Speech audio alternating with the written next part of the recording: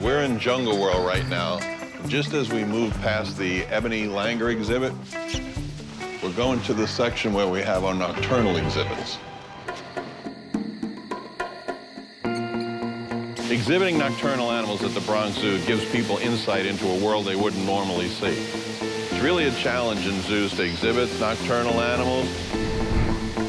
You want to see an animal behaving as it does in nature. So by reversing light cycles, we can turn daytime into nighttime, and then the animals are active. People can observe them and appreciate them. And some of the coolest animals we have are the slow loris. Hey, Mama. They're found in parts of Southeast Asia, like Vietnam and Cambodia. Slow lorises in the wild are under intense pressure for collection for the pet trade. So in order for us to be able to tell that story, we need to have slow lorises here at the Bronx Zoo. Hi. Hey, little lady. Honeybee is our female pygmy slow loris. She's the cutest thing ever. You just want to squeeze her when you see her. Good to go? Yeah. Please don't be somewhere crazy.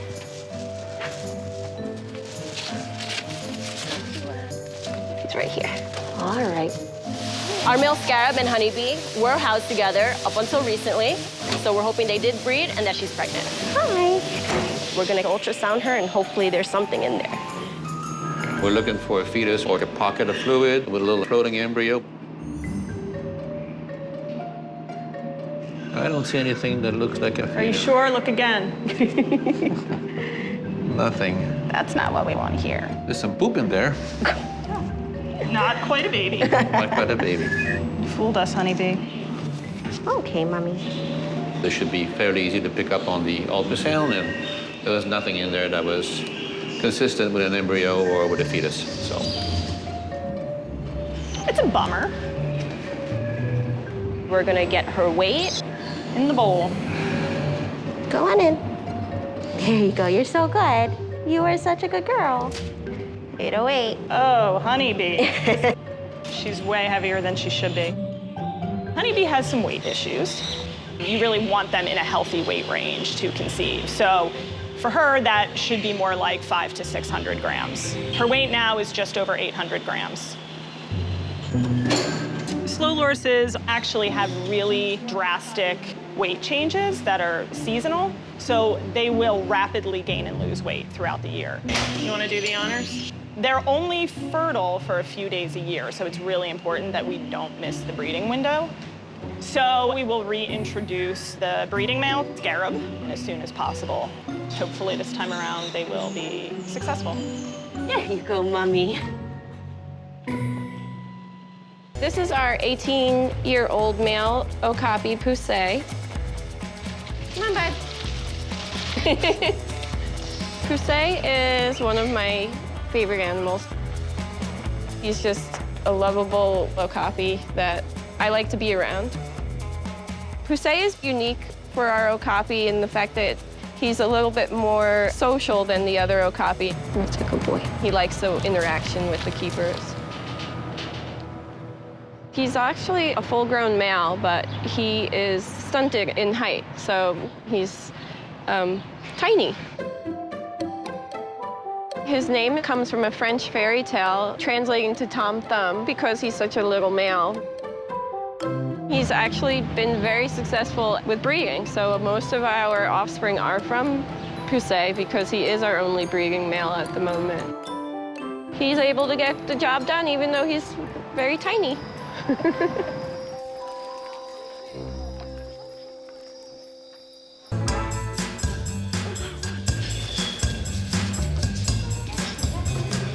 Good boy. Come on, bud. This is the Wildlife Ambassador Center, and here we have over 200 animals, and they go to programs where the public could come meet our ambassadors, learn about wildlife and the habitats they live in. One of my favorite animals here is Kevin, and Kevin is a Palauan binturong. Yeah.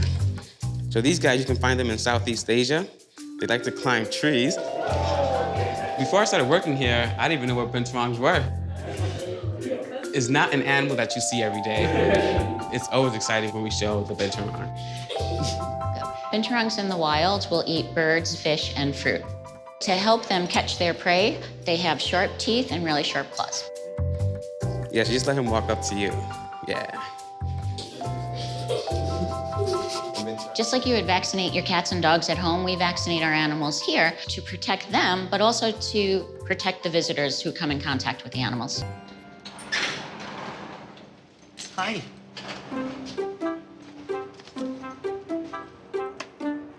Hi. We love to give him as much enrichment as possible. Hi. Spike and I are kind of just getting to know each other.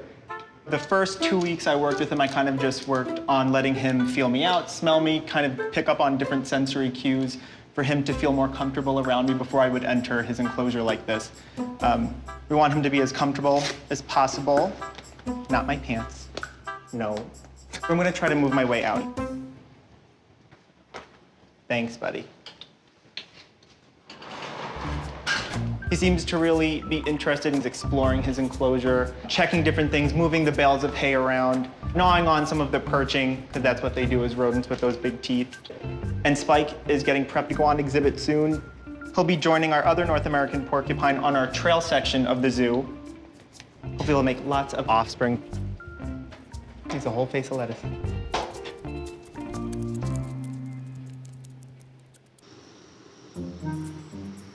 He's right there. So he's hunting too right now, which is awesome. And he ran away. He's a funny guy. I like this guy. She's just sitting tight right now.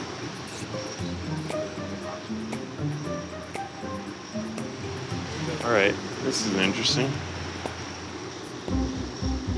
He just went into her box and chased her out. Yeah, so he's looking for her right now. She actually just went inside of her box now, so. She doesn't seem overly freaked out about what just happened. So I would say this male is more of a gentleman compared to the last one.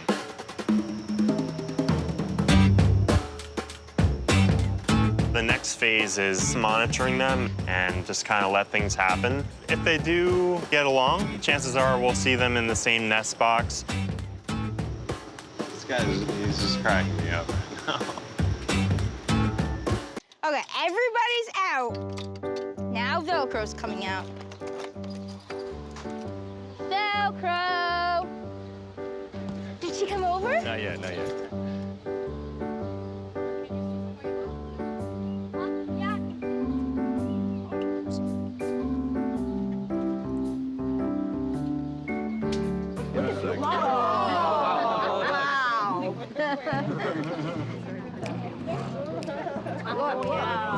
Wow. There she goes. Look at that tongue make that right angle turn. It's unbelievable. Yeah, I think it eats bugs too. That's my favorite one, the one that you did the 290s with. Oh yeah, that one's a cool one. It's really great when you take the time to design something and it works out exactly as you wanted it to. Well, look, look, look, look, look. It's shooting all the way up that tube. The fact that the keepers came up with this device is great for the animal, but it's also great for the public. It helps their appreciation and understanding of the animals. And when they appreciate and they understand the animals better, then they're going to be more likely to work with us to save them. This is Dave. Dave is a great ambassador.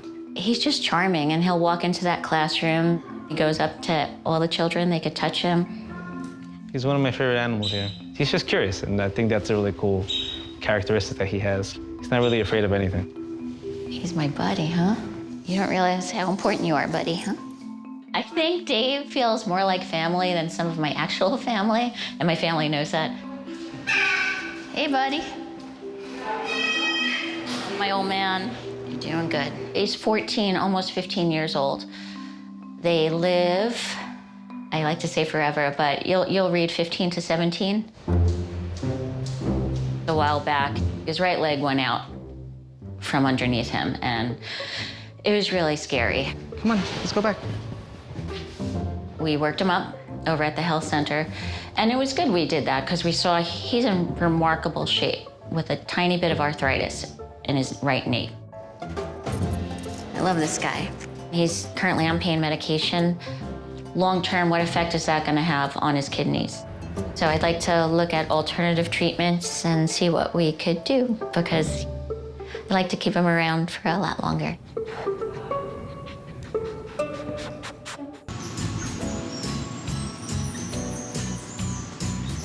She's searching. Good girl. Elephant shrews are a small mammal species that are from Africa. They're called elephant shrews because they have a long proboscis that is reminiscent of an elephant's trunk. And so they use that to search for insects. We received 3 elephant shrews from Rotterdam Zoo in the Netherlands. The 3 new shrews are currently in quarantine at the health center. 1 male and 2 females. The male that we received from Rotterdam is going to breed with our 2 females that are currently in the mouse house. So I'm just gonna put some insects into the boxes. It's a little reward. Good boy. Bart is providing us with a unique challenge because he is so skittish. This is the first time he's been out of his family group. It's the first time he's been in a different environment.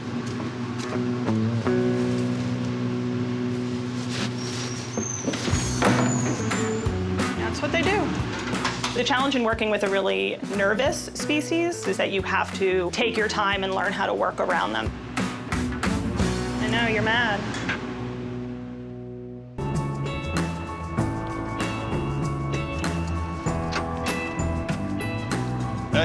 Hey, Jim. You want to check the little guy out? Yeah. I actually have to feed him now and change his water anyway, so. Okay. You know, he's really, like, he was already a friendly guy, but now, like, he goes over, I think he might be going through that little stage where they want to start to box a little bit. Really? He's a really friendly little guy. When we researched who else had swamp wallabies, we were surprised to find out that there's only 1 zoo in the country that has a family group. There he is. And that's the Wildlife World Zoo in Arizona. They're anxious to get him, so as soon as the paperwork is complete, Howie will be on a plane to Arizona. You want food? That's right. So for right now, what we've been doing is, Look at him. Yep.